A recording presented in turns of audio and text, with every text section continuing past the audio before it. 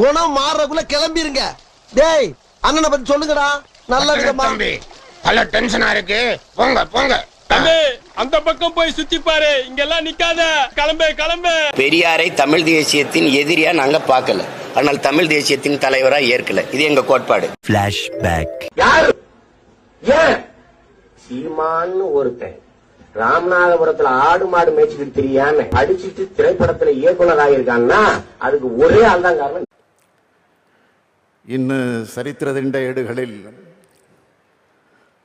തങ്ക ലിപികളിൽ രേഖപ്പെടുത്തേണ്ട ദിവസമാണ്. പ്രവേശനം നിഷേധിക്കപ്പെട്ട വൈക്കത്ത് തൻ്റെ പെരിയാറിനെ നമ്മൾ ഒരു സ്മാരകം നിയമിച്ചിട്ടുമുണ്ട്. ഒരിക്കൽ തൻ്റെ പെരിയാറിനെ അറസ്റ്റ് ചെയ്ത്